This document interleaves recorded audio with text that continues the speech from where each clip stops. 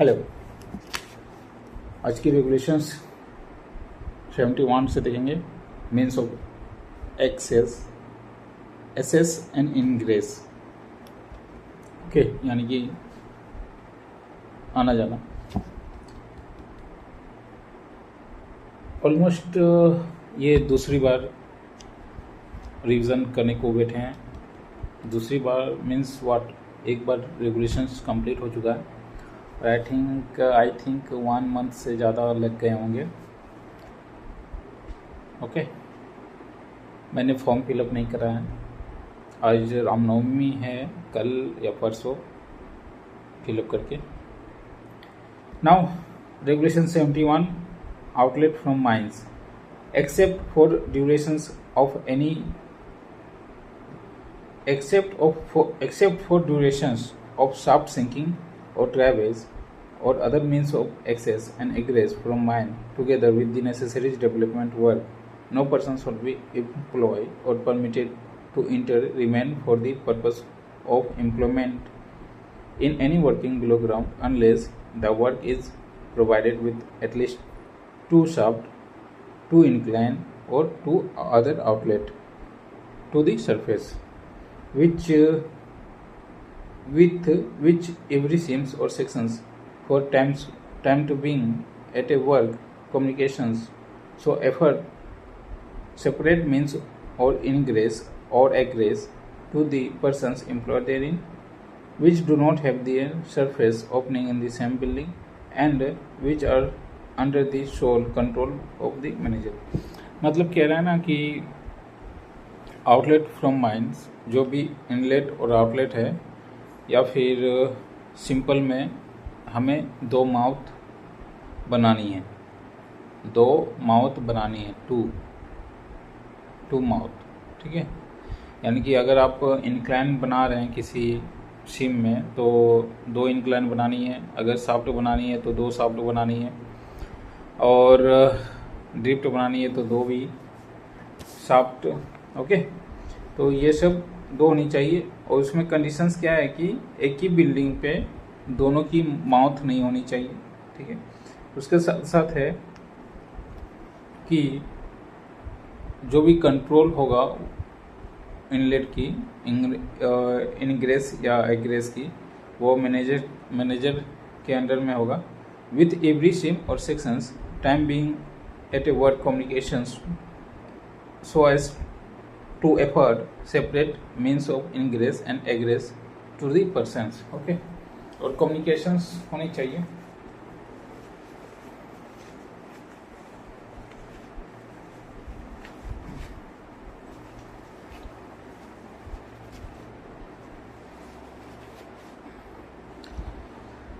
now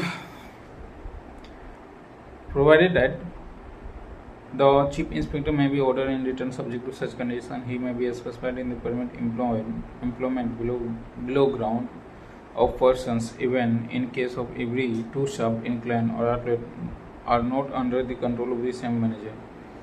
हाँ, ये कह रहे हैं ना कि अगर चीफ इंस्पेक्टर की अनुमति या समथिंग आपके पास है तो आप परमिशंस ले सकते हैं, permit the employment below ground of persons even, कि अगर जो भी आपके साफ्ट हो, एक माइंस में 2 साफ्ट होनी चाहिए, तो परमिशंस ले सकते हैं।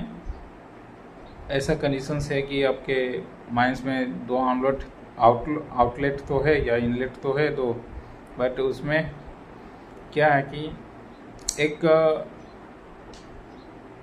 एक ही मैनेजर के ना हो।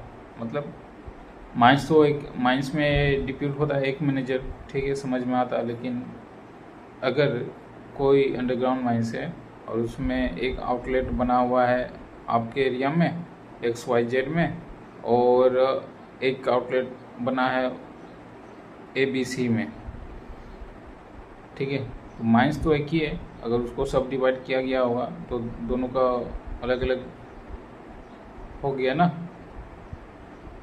तो ऐसे कंडीशंस में CIM से परमिशंस लेके आपको इस रेगुलेशंस को फॉलो कर सकते हैं। ठीक है, जैसे एक आउटलेट तो आपका हो गया, एक आउटलेट ABC मैनेजर के होंगे। तो माइंस की बात कर रहे हैं कि माइंस के दो आउटलेट होनी चाहिए, तो 2 आउटलेट कंप्लीट है। Are not under the control of the same manager. Okay, the chief inspector may be ordered in written subject to such condition. He may be specified therein permit the employment below ground or restricted number of persons in van in the case of working place of the mine do not contain means of egress from each working. Chief inspector may by order and written subject to such condition permit the employment below ground of restricted number of persons even in the case of where place is working of the mine do not contain two means of egress from each working place। मतलब ये meaning का, ये sentence का I think meaning ऐसा निकलता है कि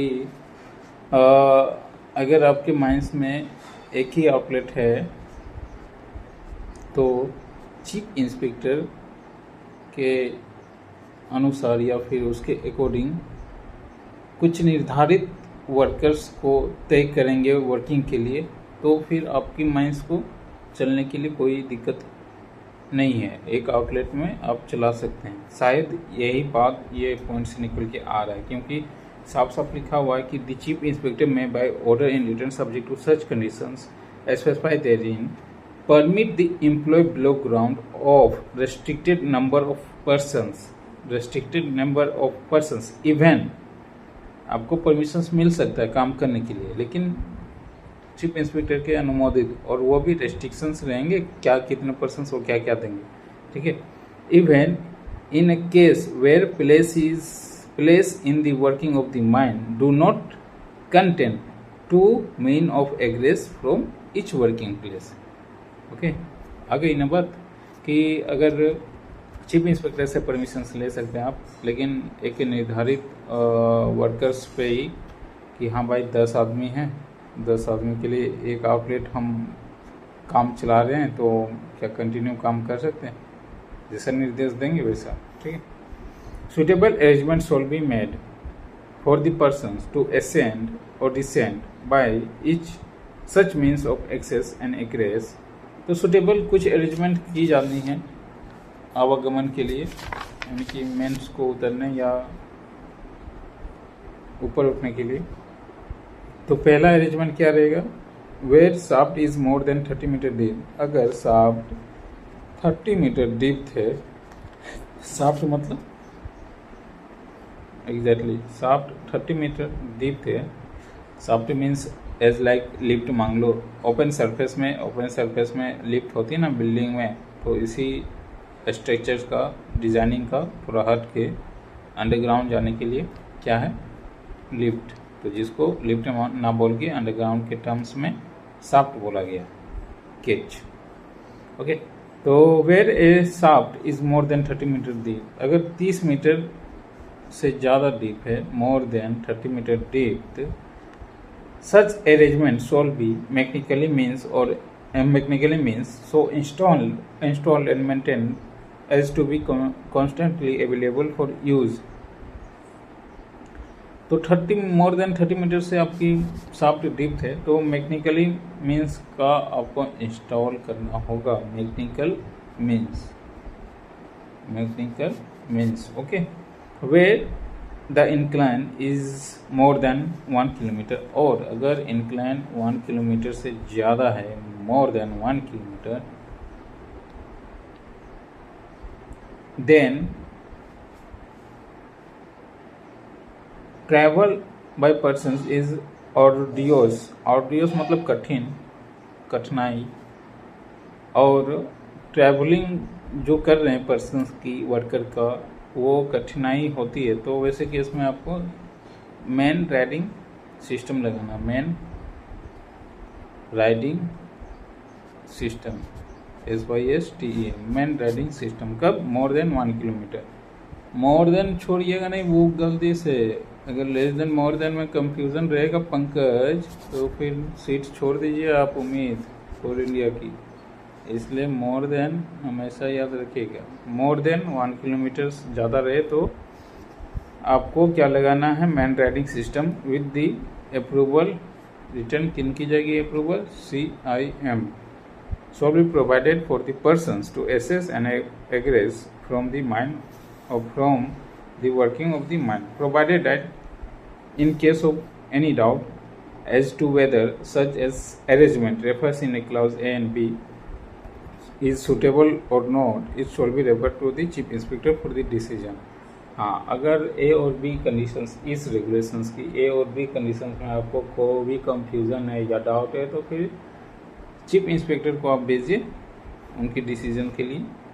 both the means of एग्रेस and equipment used therein for the transport of persons shall be kept constantly in a safe conditions, okay, to facilitate easy of traveling including clearance of hand carry structures. okay, तो जो भी आप ingress या एग्रेस बना रहे वो suitable conditions में हो और ऐसा ट्रैवलिंग या फिर ऐसा आपका सिस्टम से बना हुआ रहना चाहिए कि अगर कोई बंदा स्ट्रक्चर्स में किसी इंजरी पर्सन को लोड करके आ रहा है तो उसे कोई किसी प्रकार का दिक्कत नहीं होनी चाहिए. अब आते हैं फिफ्थ पॉइंट में, where in any shaft ladder are used as a mean of egress और egress of the persons employ in every mine shall be ladder. So हाँ देखो क्या कह रहे हैं ना कि where in a shaft ladder are use. Ladder मतलब सीढ़ी, जहाँ सीढ़ी का उपयोग किया जा रहा है इन और एग्रेस के लिए of the person employee in ए मान एवरी सच लेडर. तो वो जो सीढ़ी का यूज़ होगा उसमें क्या क्या कंडीशंस है वो देखी गई है. Every such ladder shall be strong constructions होनी चाहिए. Be securely fixed in the shaft at a inclinations of more than 80 degree from the horizontal. और सिक्योरली फिक्स्ड होनी चाहिए अगर इंक्लाइनेशन आपका not more than 80. Be securely fixed in the shaft at inclination not more than 80 degree from the horizontal. Not more than 80 degree from the horizontal. Not more than 80 degree from horizontal. Okay. Be made continuous or without perceptible overlapping or break except platform which shall be provided at the interval not more than 9 degree. और आपको उसमें break या फिर आराम करने के लिए क्या करना है? प्लेटफॉर्म बनाना है. प्लेटफॉर्म, और ये प्लेटफॉर्म कितने इंटरवल पर होगा? Not more than 9 metre. Not more than 9 metre पे इतना पे आपको क्या लगाना है? प्लेटफॉर्म लगाना है. और नॉट मोर देन में 80 डिग्री रहे तो क्या करना है? सिक्योरली फिक्स्ड और platform not more than 9 metre. Project at least 1 metre above the mouth of shaft and above every platform. Black and white. Project at least 1 meter above the mouth of the shaft and above every platform except where strong holdfasts or handrails are provided. तो क्या है ना कि कह रहा है कि project at least 1 metre above the mouth. अगर माउथ से 1 मीटर जहाँ डीप जा रहे हैं shaft, project at least 1 metre above the mouth of shaft and every platform except where strong hold fast और हैंडल्स फॉर बी प्रोवाइडेड. जो शाफ्ट की mouth है ना 1 मीटर तक, एटलीस्ट 1 मीटर तक आपको हैंडल्स प्रोवाइड करना है. 1 मीटर तक हैंडरेल्स प्रोवाइड करना है. ठीक है. इसके बाद है हैंग्स हैव रंग्स एस equally spread and at a sufficient distance from the wall or timber to be ensured properly. Foot halt, क्या कह रहा है ना कि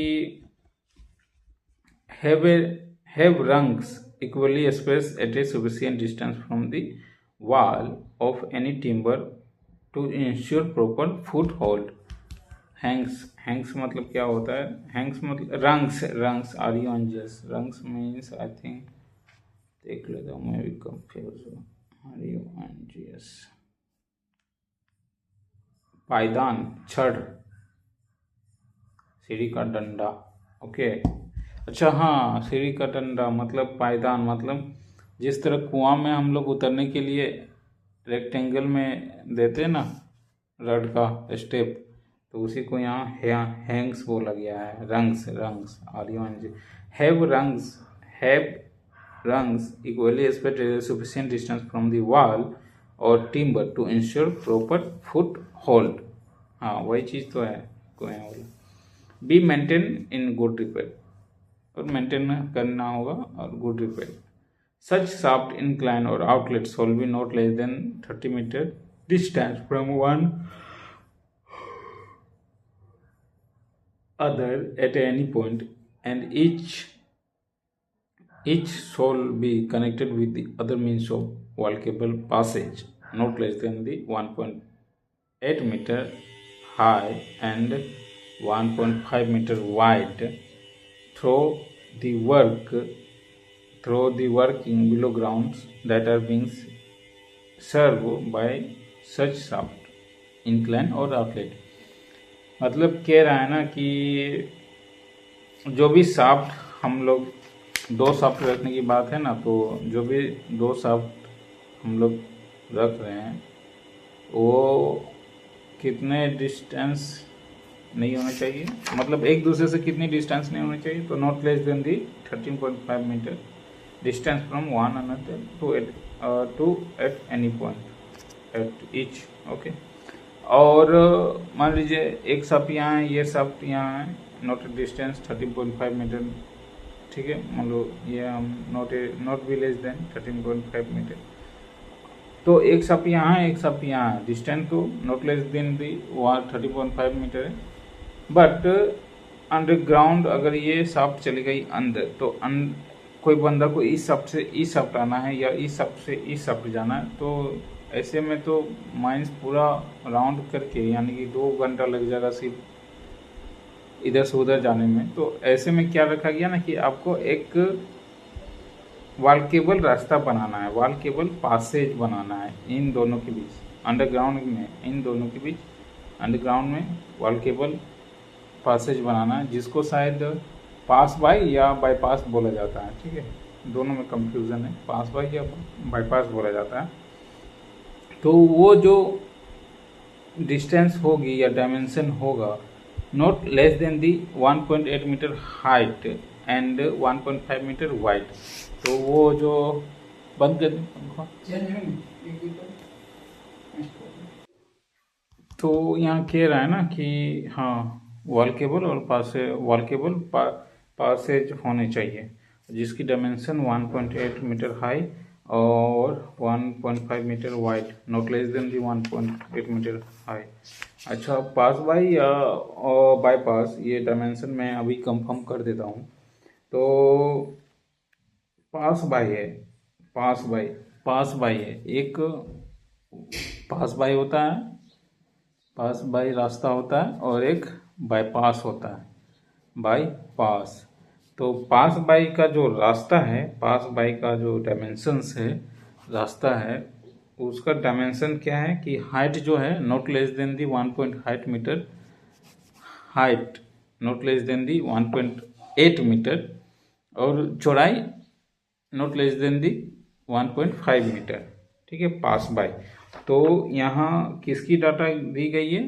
1.8 मीटर और not less than the 1.5 metre, यानी कि ये आपकी डाटा हो गई pass by. Pass by maintain कर लीजिए, पास बाय वॉल्केबल जो रास्ता यहाँ बात की गई है वो है पास बाय। ठीक है, अब रहा बाईपास का। तो बाईपास का क्या हो जाता है? Height not less than the 1.8 metre, same height है।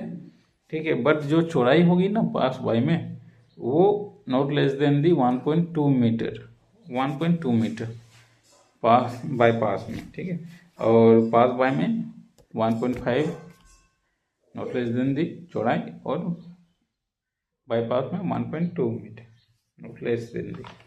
तो ये वर्केबल रास्ता होनी चाहिए।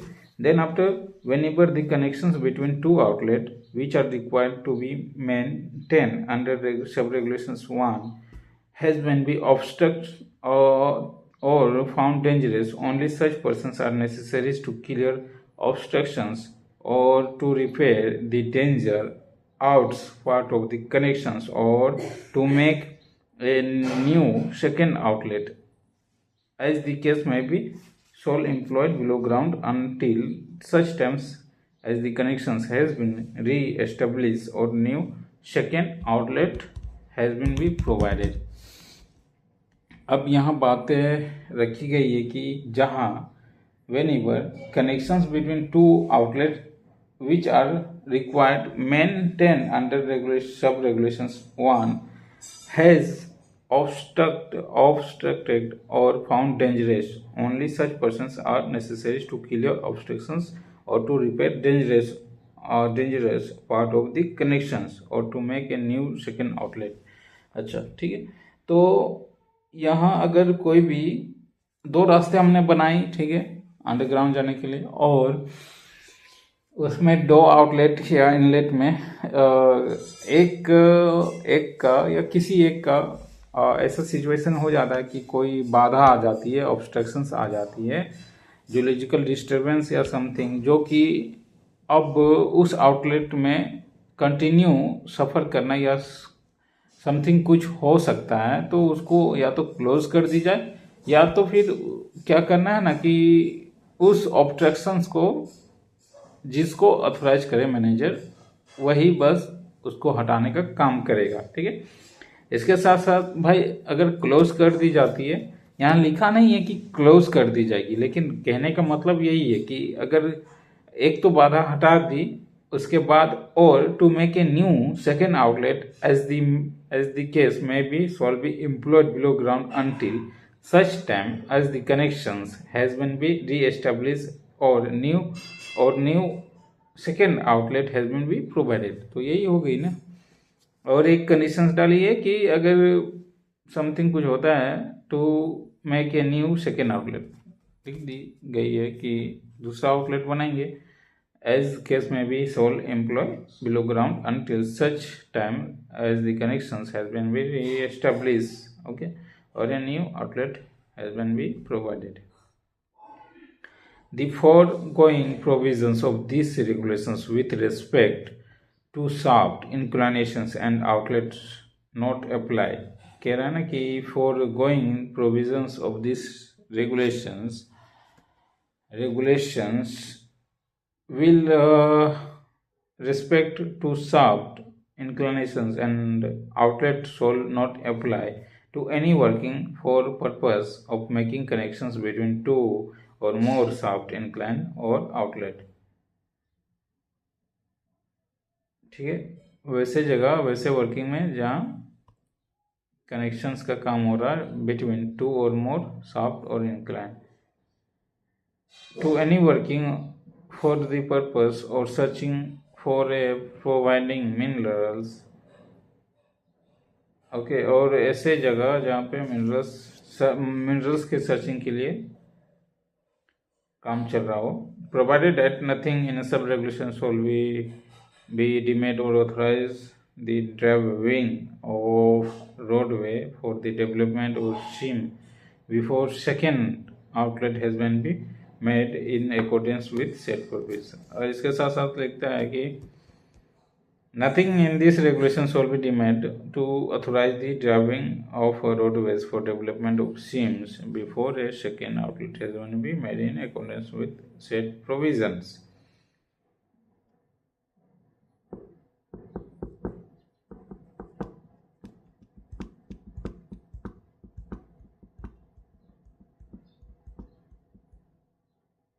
Foregoing provision of this regulation respect and subordinate outlet shall not apply.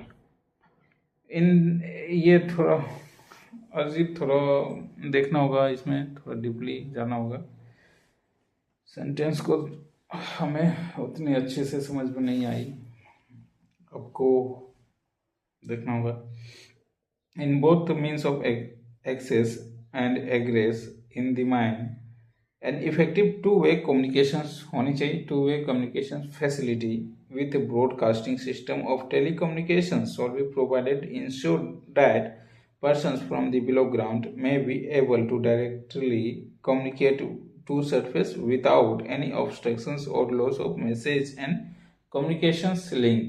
ठीक है, और बोथ मतलब इन एक्सेस और इंग्रेस दोनों में टेलीकम्युनिकेशन प्रोवाइड होनी चाहिए, टू वे कम्युनिकेशंस फैसिलिटीज होनी चाहिए। ठीक है, the systems of communications and telecommunications so provided under regulations 9 should be of wireless or other types approval by the chief inspector। अच्छा, जो कम्युनिकेशंस या टेलीकम्युनिकेशंस प्रोवाइड की जाएगी इसके रेगुलेशंस के अकॉर्डिंग, तो या तो वो वायर तार वाली होगी या फिर बिना तार वाली, या फिर कोई ऐसी जो chief inspector. Okay, then after working shaft, यहाँ तो मेंस ऑफ एग्रेस हो गई। अब वर्किंग शाफ्ट में आते हैं। All interest to the mind shall be adequately illuminated throughout working hours. मतलब कह रहा है ना कि जितने भी एंट्रेंस है माइंस के, उसमें क्या रोशनी होनी चाहिए, illuminated throughout working hours. तो कितनी लाइट होनी चाहिए, इल्यूमिनेशंस कितनी होनी चाहिए, ये मैं देख के बता रहा हूँ। लेकिन यहाँ मैंने 50H मेंटेन किया है और रेगुलेशंस 50H मैंने मेंटेन किया, तो ये पुराने डाटा है। नए डाटा में देख लेता हूँ कितने स्टैंडर्ड ऑफ लाइट CEA 2013 का डाटा है ना। अभी क्या आ गया, 26 आ गया।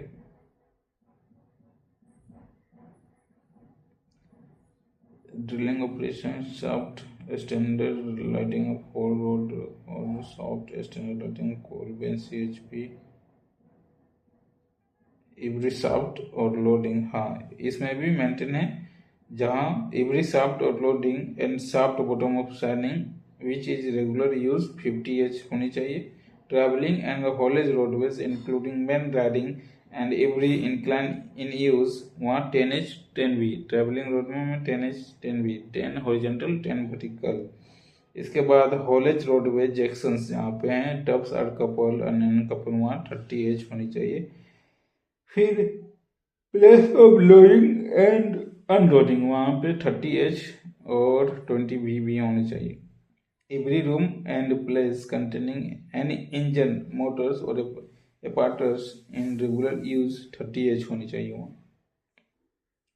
तो यहाँ क्या बात की गई है, all interest to the mind shaft shall be adequately illuminated throughout working hours. All interest वाली बात आ गई ना, every shaft and loading bottom of shining which regular use 15H हो जाएगी। ठीक है, every shaft in use in और in course of being sunk and every incline or other outlet shall be made to keep it secure। okay, every shaft in the course of being sunk the shall be provided with the permanent lining concrete and masonry which shall at no times be more than 6 meters from the bottom of the shaft। तो जितने shaft हम लोग खुदाई कर रहे हैं या working में है, तो क्या कह रहा है कि परमानेंट लाइनिंग देनी है आपको।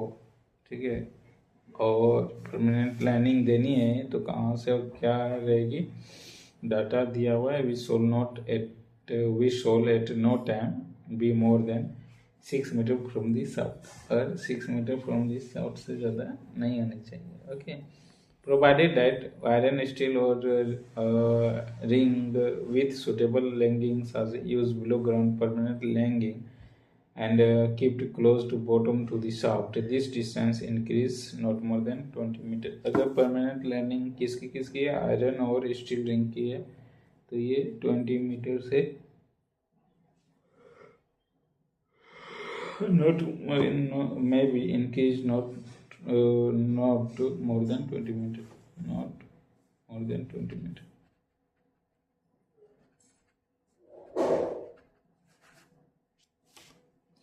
Provided that further in case of a software a special condition exists which may be compliance with the provisions of this regulations not necessary.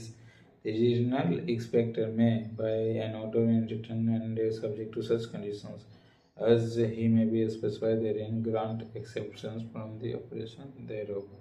Surface and seepage water solve channel in such a way to prevent from fouling freely into the surface और seepage water solving channel क्या कर लिया जाएगा, surface और seepage water की ऐसी channel की system बना है जिससे बचाया जाए गिरने के, निब साफ्ट में गिरने से बचाया जाए. Then after the top all insect and bottom of every working and shaft and stump thereof shall be kept clear free from loose material and loose debris. तो kept clear रखा हुआ है from loose material और debris से गंदगी. Fencing 73 fencing and gate outlet. Fencing कितने प्रकार के होते हैं, 10 टाइप के फेंसिंग है. S fencing, G fencing and underground surface fencing, open cast fencing. Okay, 10 fencing होनी चाहिए टोटल. G1 G2 सरफेस के लिए S1 S2 S3, open cast के लिए फेंसिंग देखेंगे बाद में, ठीक है. Every entrance to a mine from the surface and top of the all entrance between top and bottom incline sump, if any of every working ventilations and pumping shall be kept securely fenced, so designed as the contractions to prevent any persons accidentally falling from the down and shaft of control with contact with the provision of this hosting engagement provided with this. Okay, every walkable entrance from the, हाँ एक और रास्ता बताइए. Every walkable entrance from the surface to the working below ground shall be provided with a suitable gate which shall be kept closed and there are not present any below ground.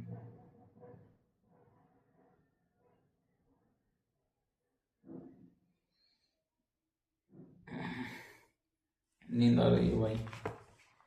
Now regulation 74. अच्छा, ये लोग थोड़ा और समझ लेते हैं. Every वॉल्केबल entrance जो भी है from the surface to the working below ground shall be provided with the suitable gate होनी चाहिए वॉल्केबल इंट्रेंस में. Fencing which shall be kept closed और locked when are no persons below ground. ठीक है, बंद कर देना जब बिलो ग्राउंड में कोई पर्सन ना. Provided that where such entrance is not used as a mean of ingress or egress in or output of the mine, he shall be permanently closed to the effectively prevent person from the entering therein. Okay.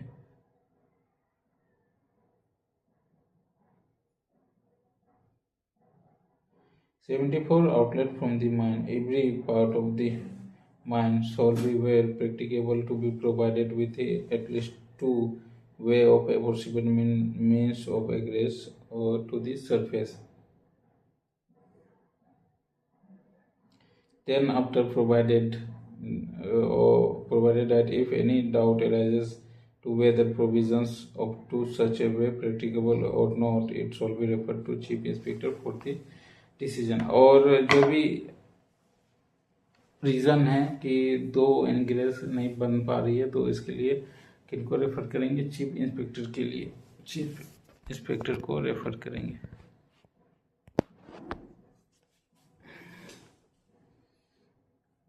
Then after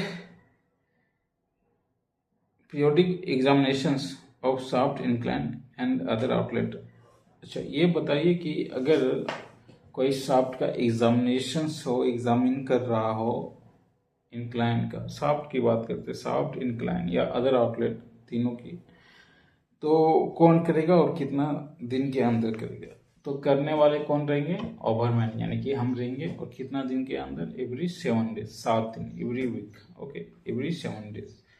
every shaft incline and other outlet provided required by regulation 71 shall be examined once at least every 7 days, and overman or other competent persons and reports every such examination shall be immediately therefore been recorded in a bond page book kept for the purpose shall be signed and dated signed day making examination। Okay, तो भाई जो भी बात रखी गई है outlet की regulation 71 के अकॉर्डिंग, तो एग्जामिनेशंस की ड्यूटी जाएगी ओवरमैन को और प्रत्येक 7 डेज में एग्जामिनेशंस करना होगा। ठीक है। एवरी मैकेनाइज्ड आउटलेट, और जहाँ मैकेनाइज आउटलेट है, shall be examined at least once in every 7 days. और मैकेनाइज वाले में भी 7 दिन में आपको करनी है। एंड मैकेनाइज वाले में एग्जामिन करेंगे तो कौन करेंगे? एन इंजीनियर और इलेक्ट्रिकल सुपरवाइजर और फोरमैन और एनी कॉम्पिटेंट पर्सन्स। यहाँ ओवरमैन की बात नहीं की गई है। किसकी? एन इंजीनियर की बात की गई है, मैकेनिकली जहाँ शाफ्ट लगी है वो एग्जामिन करने के लिए, इंजीनियर की या फिर इलेक्ट्रिकल सुपरवाइजर की या फिर फोरमैन की या other competent persons. Other competent persons में अगर ओवरमैन को अपॉइंट कर दी गई तो फिर ओवरमैन हो जाएगा। ठीक है। Duly authorise in return by the engineer and a report of every such examinations and immediately recorded in bond page book kept for the page book kept for the purpose and signed and dated by the persons making examinations। okay, तो ये सब है। लेकिन वो जो competitive persons होगा ओवरमैन नहीं, यहाँ पे कौन उसको अपॉइंट करेंगे? इलेक्ट्रिकल के इंजीनियर अपॉइंट करेंगे। तो वो तो अपने ITI या अपने लोअर ग्रेड को अपॉइंट करेंगे ना कॉम्पिटिटिव पर्सन्स में। तो कॉम्पिटिटिव पर्सन्स यानी ओवरमैन की अपॉइंटमेंट तो कौन करते? मैनेजर करते। तो यहाँ नहीं होगा। मैकेनिकली शाफ्ट में ओवरमैन नहीं करेगा, इंजीनियर करेगा और उसके द्वारा अपॉइंटमेंट किया गया हुआ कॉम्पिटेंट पर्सन्स, और नहीं तो electrical supervisor. Okay. The bond page book maintained under the sub-regulations 1 or 2 by the electrical supervisor or foreman or other competent person shall be checked and countersigned by the manager and engineer। तो जो भी बातें रखी गई है यहाँ first point और second point को लेके, तो उसमें जो साइन जाएगी वो इलेक्ट्रिकल इंजीनियर की तो जाएगी, सॉरी इंजीनियर की जाएगी, साथ में मैनेजर की। If at the time of such examinations और at any other times the shaft inclinations other outlet in found be not safe, it shall be not used any purpose except the natural airway until he has been safe in all respect, and a report of every such actions taken shall be recorded in bond page book।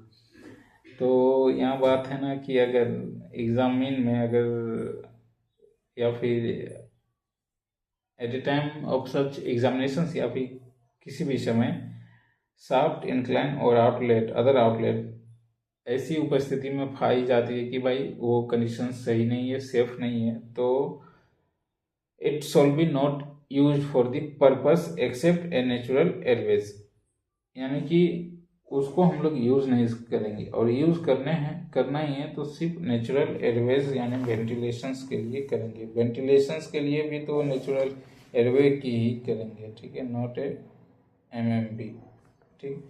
until it has been be safe in all respect, and a report search of every actions taken shall be recorded in bond page book kept for the purpose of separate, जब तक कि वो safe conditions में ना आ जाए तब तक, okay. और इसे BP बुक में भी मेंटेन करना है। तो ये रेगुलेशंस ऑलमोस्ट ख़त्म हो गई है, मेंस ऑफ इनग्रेस और एग्रेस। इसके बाद जो रेगुलेशंस है यहाँ से हार्ड वाली रेगुलेशंस आती है, और मैक्सिमम क्वेश्चंस इसके बाद ही पूछी जाती है 76। तो 76 वाइंडिंग एंड शाफ्ट है। तो भाई साहब ये दोनों को लेके साथ में चलेंगे। मीन्स ऑफ एग्रेस के बारे में अगर कुछ यहाँ बातें हैं तो देख लेते हैं। शाफ्ट सिंकिंग के बारे में, हाँ शाफ्ट सिंकिंग, तो shaft sinking winding and shaft इसमें आएंगे, बोरिंग। और इस बुक एक डीजे मेरे पास नहीं है, हाँ इसमें भी है वाइंडिंग डब कैच का, से भी ये पढ़ना होगा हमें, ठीक है। Engineer material, wire rope and their attachment, engineer material. तो ये दोनों भाई सबको साथ में लेके चलेंगे, ठीक है। आज की यहीं पे समाप्त करते हैं।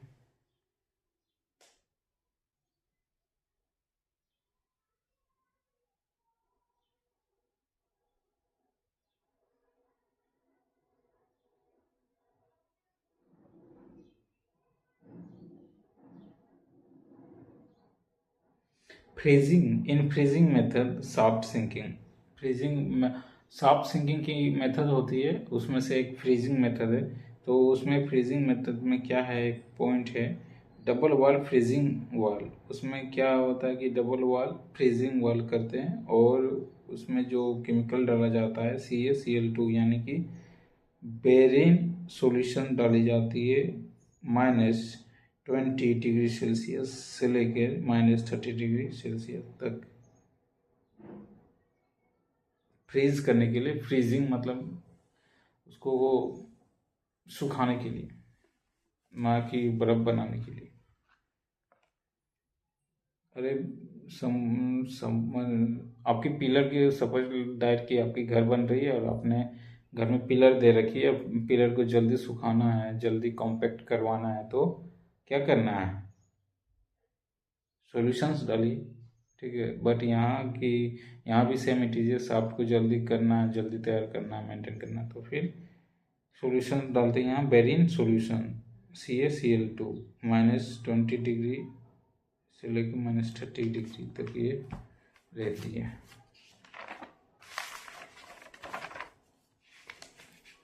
तो ये ऑलमोस्ट कंप्लीट हो गई ना। अब नेक्स्ट रेगुलेशंस, वाइंडिंग इन शाफ्ट और सिंकिंग शाफ्ट, ये सब थोड़ी बहुत हार्ड रेगुलेशंस है, अच्छे से देखना होगा। Okay bye.